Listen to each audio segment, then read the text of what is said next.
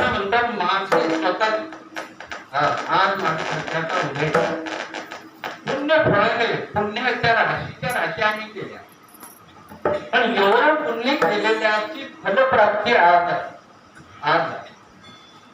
एवढं सुंदर पाऊस पडला, एवढ्या सुंदर पेरण्या झाल्या, तेवढं सुंदर रब्बी आलं तर शेतकरीच्या डोळ्यात पाणी येतं आणि तो शेतकरी बांधव रुसतो आणि मनामध्ये विचार करतो.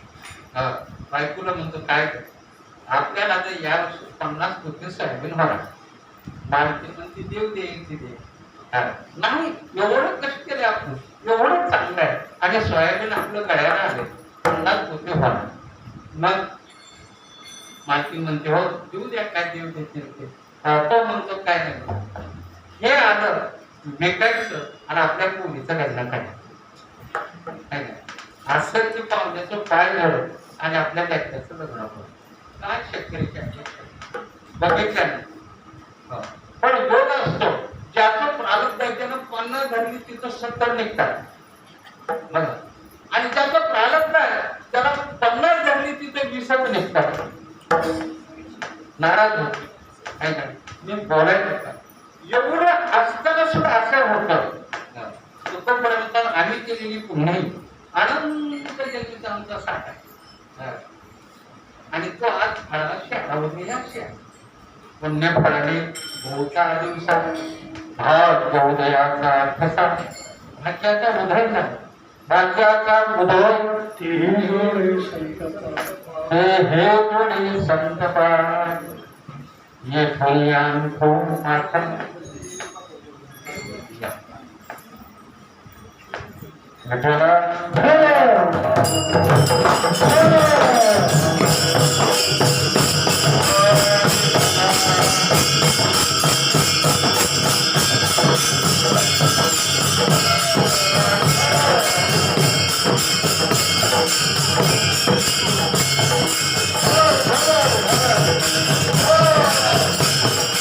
Oh,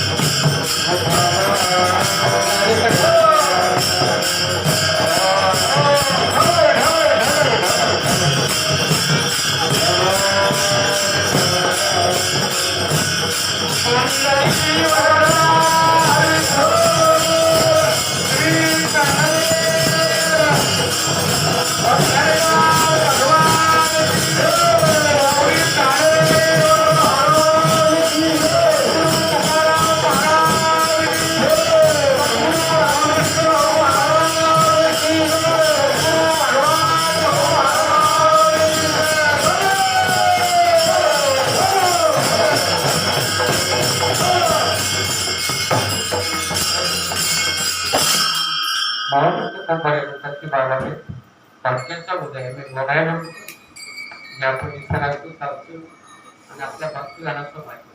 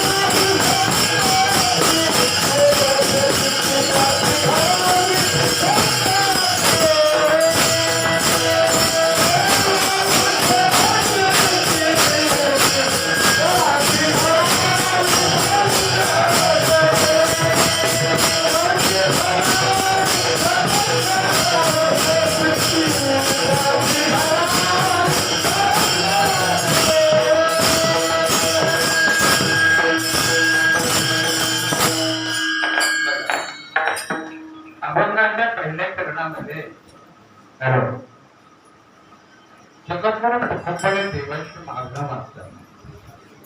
काय मागावं लक्षात घ्या. आपण काय मागतो आहे का? आपलं मागणं हे खूप अज्ञान अवस्थेत मागून आपण काय मागणार आहोत? जायचं देवा पुढे आधी सांगायचं. एवढ्या अभ्यासानं पंढरीला जायचं, एवढ्या अभ्यासानं त्याला जायचं, एवढ्या अडचण आळंदीला जायचं. काय महाराज आमचं बोर पडू दे, पाणी राहू काय महाराज आमचं बंगला होते याच्या पुढे काय म्हणणार?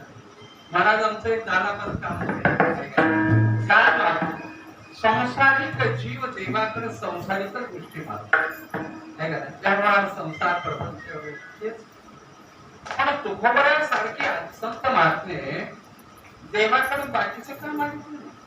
एक प्रश्न आहे, तुकोबरे काही गरीब होते का? काय अज्ञान लोक सांगतात, मला लोक आमच्या नवीन पिढीत काय सांगते, इतिहास माहिती, चरित्र पाहत नाही, काय बोलते त्यांना काय काय सरळ म्हणतात, काय तुकोबराच्या घरी भाकर खायला. अरे तुकोबरे एवढे गरीब होते का?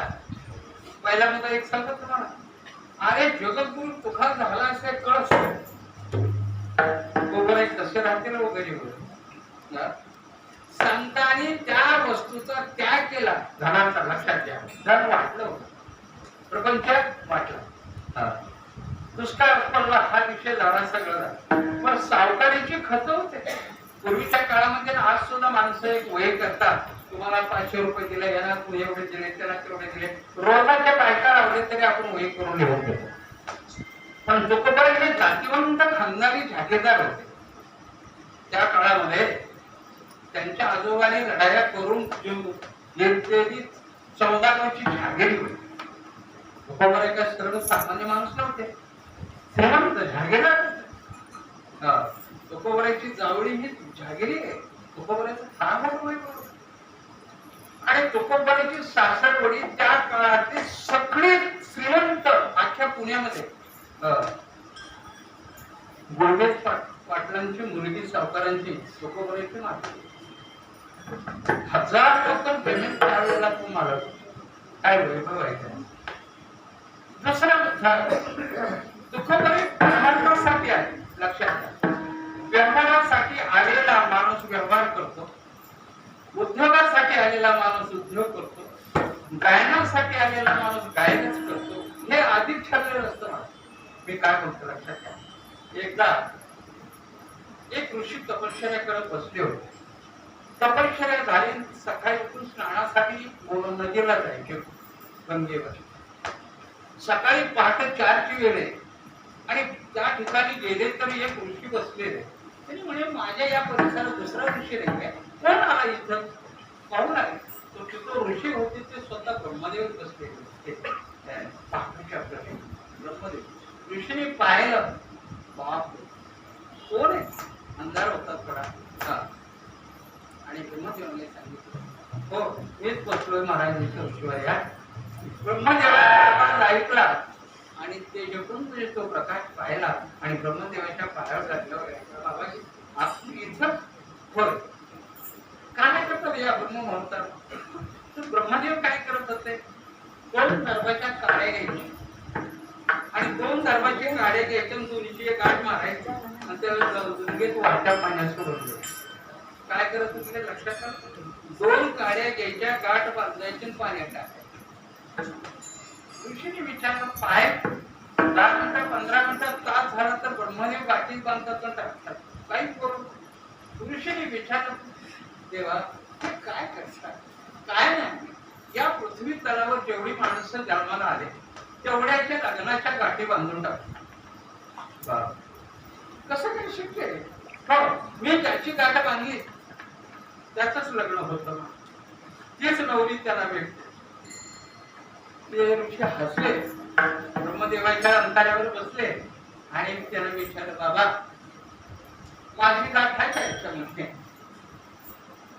त्यांनी त्याला विचारलं, पण ब्रह्मदेवाने सांगितलं, अरे बाळ तू यायच्या अगोदर मी गाठ बांधून टाकले मला.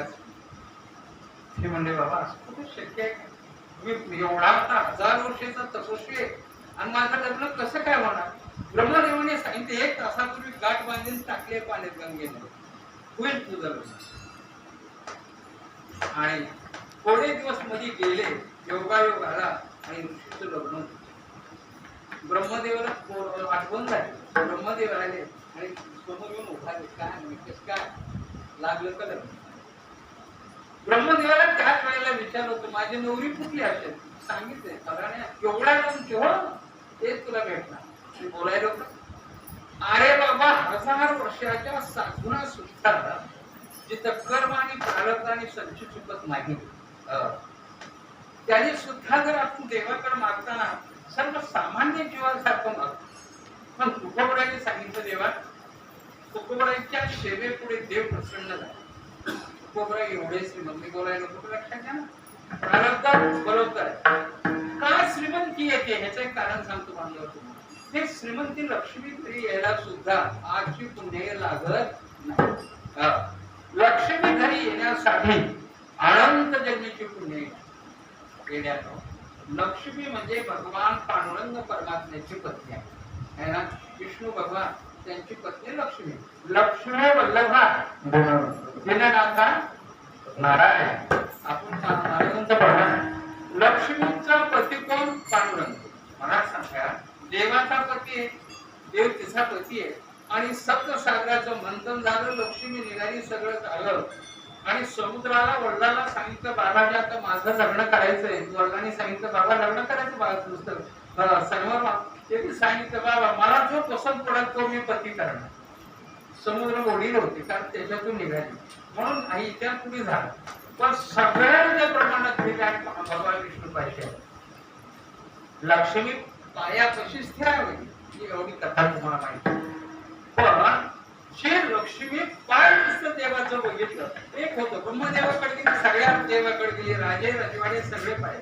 पण वरून नवरदेव खाली पाहते होती. लक्ष्मी अशी दृष्टी वर टाकायची आणि चौदाराच्या पायापर्यंत बघायची. पण गंमत अशी झाली, महादेव झाले, ब्रह्मदेव झाले, इंद्र चंद्र वरुण कुबेर सगळे झाले. पण भगवान विष्णू परमात्म्यापाशी ज्यावेळेला गेले त्यावेळेला लक्ष्मीला वरून बघायची आणि पायावर दृष्टी पडली आणि पायाला एवढी ती गुंग झाली, मोहडी वर चेहऱ्यापर्यंत पाहायची हिंमत झाली. म्हणून लक्ष्मी पायीच त्या मी सांगायलो काय, अरे ज्याची लक्ष्मी अंगणी दासी. तू बरं काय म्हणतात? लक्ष्मी ज्याची अंगणी तो हा तेजपुंज राशी त्यांच्या चरणाची दाशी आहे आणि तो दे बोलायला होता. लक्षात घ्या, लक्ष्मी त्याची पत्नी आहे. मला बोलायचं का? आणि ती लक्ष्मी तुकोबराय मला तुकोबरायचं देव आहे. देवासाठी कृतयुग त्रेतायुग द्वापारयुग आणि कलियुग. कृतायुगामध्ये प्रल्हादाचा अवतार, त्रेतायुगामध्ये अंगदाचा अवतार, द्वापारयुगामध्ये उद्धवाचा अवतार आणि कलियुगामध्ये दोन अवतार जगद्गुरु नामदेवराय तुकोबराय दोन अवतार. आता नामदेवरायला विचारलं दुसरंही प्रमाण तुम्हाला सांगतो. नामदेवरायला विचारलं तुम्ही केव्हापासून देवाची सेवा करते? नामदेवरायने सांगितलं खरं सांगा जेवढे अवतार झाले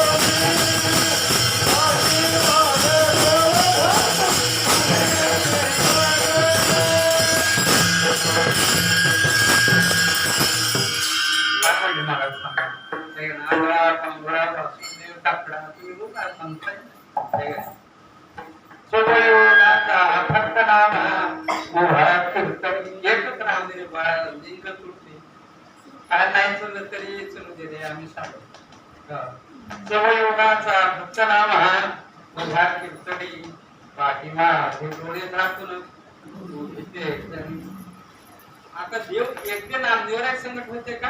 तर सांगितलं जनाबाईंनी संकट होत.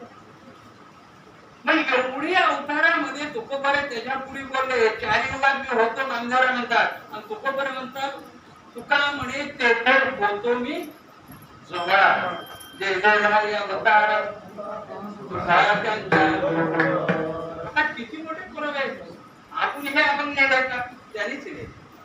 पण एवढ्या संकट अवतार तुकोबा राहिले आणि ते तुकोबा गरीब असतील का दोन पुरावे सांगतो. आपण म्हणतो बक्कर खायला नव्हते तुकोबा राहिला. ज्यांचं नाव ठेवण्यासाठी ब्रह्मांडाची मालकीन रुक्मिणी माता स्वतः पांडुरंग परमात्मा नाव ठेवायला आले. दुसरा मुद्दा मागे पुढे उभं राहायला संभाळीत अखंड देव त्यांच्या जवळ आहे. डोंगरावर जाऊन बसले तर देव जवळच आहे. भजन करून आले तर देव जवळच आहे. आता जिचा नवरा तर अखंड जवळ आहे, राष्ट्रपती जवळ आहे, आता त्याची बायको कुठे जाणार आहे? हा रिद्धी सिद्धी कुठे जाणार आहे? नवनिधी कुठे जाणार आहे? विचार करा. तुकोबा बाबाजी तुमच्याकडे काय? तुकोबा म्हणता अष्टमहासिद्धी. एक जण म्हणला बाबा तुमच्याकडे देऊ का? एक महात्माला तुकोबा म्हणला सिद्धी देऊ का? तुकोबा म्हणजे अष्टमहासिद्धी ओळंगची द्वारे कोणी कामाला येते. अरे आमच्या दारात काम करायला तीच आहे. त्यांनी काय अधिकार आहे बाबा? बोलणं सोपं. वैराग्याचा महादेव आहे तुकोबा. प्रपंच रचना काय शब्द रचना प्रपंच भोगला, प्रपंच केला, भोगून त्यागला. त्याला आम्ही कसं म्हणणार? तुका उभं तुका जायचे कळत.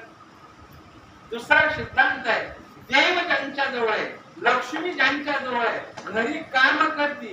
एवढा असताना दुसरा मुद्दा आहे त्या हिंद महाराष्ट्राचे राजे छत्रपती शिवाजी महाराज स्वराज्याचे मालक ज्याने आपल्याला वाचवलं ते आपले मायबाप स्वतः छत्रपती राजे तुकोबरायांचे शिष्य रात्र दिवस आहेत. आणि एवढा मोठा वैभव त्यांच्याकडे असताना आमचे महाराज लोक सरळ सांगते तो तुकोबराला भाकर खायला मिळत नव्हते. अरे त्यांनी वैराग्य लावून. मी एकदा बोलत कीर्तनामध्ये नवनाथाचं चिंतन होतं, नवनाथाचा कार्यक्रम होता. आणि बोलत असताना सांगितलं या म्हैस माराला या ठिकाणी नाताने लगवी टाकली आणि डोंगर सोन्याचा केला. कार्यक्रम झाल्यावर मला एक मोठा अधिकारी आला म्हणला बाबा जर लगवी टाकलीवर जर शिपडल्यावर डोंगर सोन्याचा होतो तर त्यांनी भिक्षा कशाला मागितली?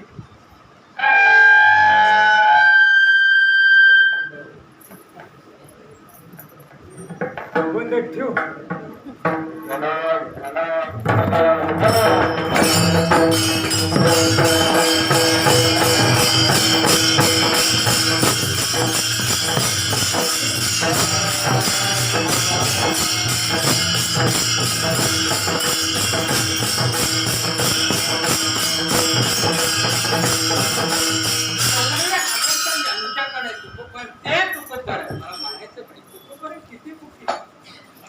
आणि त्या तुकोबराला सुद्धा मागायची इच्छा झाली.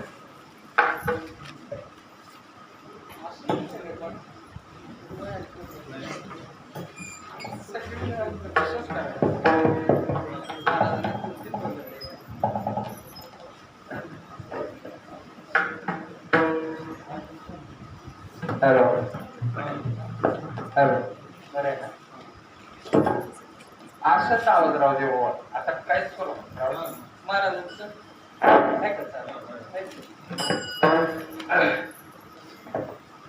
विठ्ठल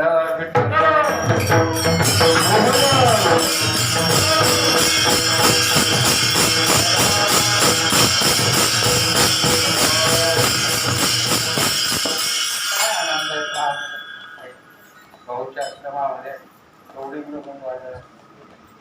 एवढीच पेवाड एवढीच सगळे परिसरातून आलेले आनंद भक्त मंडळी आजचे अन्नदान करणारी भक्तगण आहे का? भाग्यशाली आहे. आज कुठली पण नसते खेळ मला वाटतं गेल्या वेळेला तुमच्या असं आहे काय? काय भाग्य एकदा त्यांच्या नावावर टाळी वाजवा.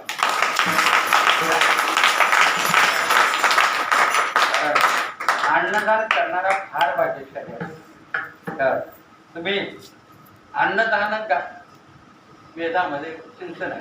नामदेव याचा एक अभंग आहे येथे एकर्षित करिता दान कोटी मुळाचे उद्धरण. एक दान जर संतांच्या दारात केलं तर कोठी कुळाचं उद्धरण होतं असं मी नाही बोलत. महाराज नामदेवराय बोलतात आहे का. मग आजची पंगत मला गेल्या वेळेस बी आठवतात आणि काय आज भाऊच्या जरा तुम्ही अन्नदान करताय ना, तुम्हाला भाऊचा आशीर्वाद आज मंडळ छोटी आली बघूया आता नाही का. किती म्हणलं घ्यायचं पाऊस आहे बरं का चालू, आमच्याकडे खूप पाऊस आहे मला. आणि महाराजांनी मला दुपारी या म्हणते मुलांनी दोघा मुलाला ब्रह्मानंद महाराज ओम महाराज भैया सगळ्यांच्या ओळखी होतील म्हणून ब्रह्मानंद महाराजांना घेऊन आलो आमची बसरी मंडळ. पण आमचे महंत परमपूज्य भगवानगिरी महाराज रुईभर देवळ्याच्या धाराशिव जवळ रुईभर गाव आहे. रात्री जवळ कैलास वस्ती झाले पण ती सगळा मेळा म्हणजे आपले वारकरी होतो पण सगळं सांगण्याची गादी असल्यामुळं सगळे 2-3 उस्मानाबाद जिल्हा आपला धाराशिव जिल्हा आणि लातूर जिल्हा कोणीच याच्यातून मठापती येणं आणि म्हणून त्यांना 3-3:30 वाजले अंतिम विधी करायला. तरी त्याची गार खांदायचं हे सगळं समाधी बांधायचं. आणि त्याच्यामुळे मी घरीच 4:30ला गेलो. महाराजांचा फोन आला म्हणलं महाराज आता आले स्नान करतो लगेच निघतो म्हणण्यात पाऊस आमच्याकडे खूप येते. मला सांगायचं दिसतं संतांची संगती घेणं, अन्नदान करणं. अन्नदानाला पंक्तीवाला असेल पण स्वयंपाक करणारा लागतो ना, एवढे टाळाताना आले. खूप महाराज आहेत सांगणारे आम्ही आहेत पण गोविंद महाराज आहेत काय करतील आमचे त्याला जोरदार लागतात, तुम्ही टाळकरी लागतात, तुम्ही टाळ वाजवणारे लागतात, गाणारी लागतात हे की नाही. आम्ही कसल्याही महाराजांमध्ये तुम्ही ऐकणारी नसल्यावर आम्ही महाराजांनी काय त्यांनी किती जर गायलं वाजवलं कोण ऐकणार आहे. म्हणून तुमचे फार मोठे उपकार आहेत.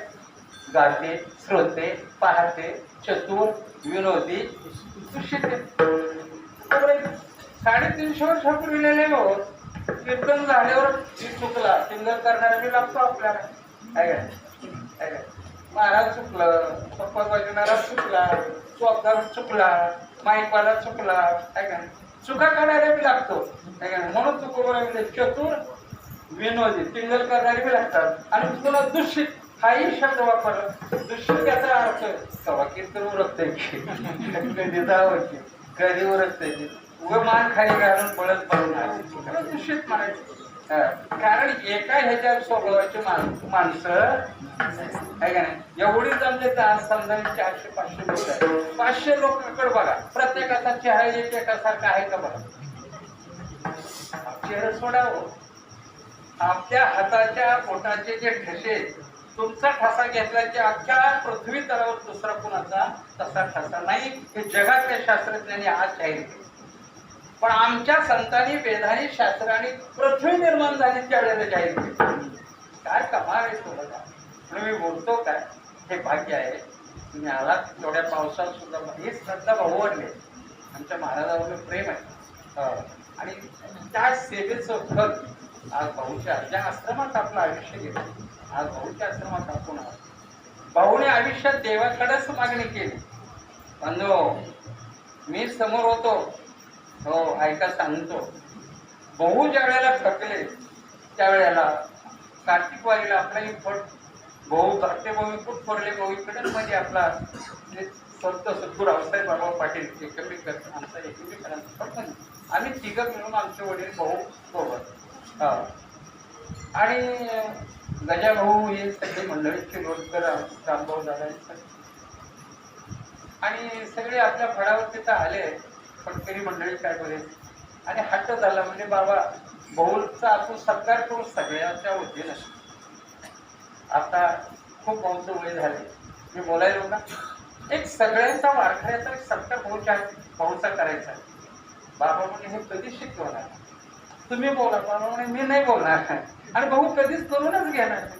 हे त्याची माणसं हे संतांचे रक्षण आहेत भाऊचे नाही म्हणे. शेवट मला म्हणले तुम्ही तरी चला भाऊ करेल. आम्ही गेलो सगळे बसलो. भाऊ शांत मोठे आपल्या पिटीला टिकून बसले होते लोडला काय नाही भाऊ तिथं चालत होतं. आम्ही जाऊन पाय धरलो जसं पाय धरलो म्हणजे काकासाहेब का गेले सगळे म्हणलं भाऊ शिवाजीराव पाटील आपले घरेगावकर होते सगळी मंडळी आपली म्हणजे भाऊ अशी इच्छा आहे ते सगळे फडकरी आले तुमचा एक सार्वजनिक सत्कार करावा एवढी सेवा तुम्ही परमार्थाच्या आणि देवासाठी केली. काकासाहेब त्यांना एक सांगा असलं काही करायचं ना. जळगावकर महाराज असं नाही हो म्हणा मला भाऊ आम्ही आलो सगळे. भाऊने सांगितलं लई सगळे बोलायले. भाऊ उठले आपलं पंचा काढला आणि समोर अंतर्गत कोळसाष्टांचा ढोल लागला. म्हणणे माझा सगळ्याला चालू तुम्ही कशाला सत्कार करता ज्याच्यासाठी मी आयुष्यभर साधना केली तो माझा सत्कार करणारा ब्रह्मांड नाही तो आहे ना माझा. शेवट त्यालाच सत्कार करायचा. हे काय माझं बोलायला का काकासाहेब हे काही नकोय मला सांगणार. आपण म्हणतो आमचा सत्कार करा पण भाऊनी एकच सांगितलं माझा सत्कार करणारा तो विषयाला मालक आहे आणि तो सत्कार करणारे सगळे शांत झाले. मला म्हणायचा उद्देश काय तुकोबरायचं ऐश्वर होतं लक्ष्मी होती राज्य होतं ताकद होती तसं सगळं वैभव माझ्या भाऊकडे. निळोबराच्या आरतीचं पहिलं चरण मी का सांगितलं प्रपंच रचना सर्व भोगणी त्यागेली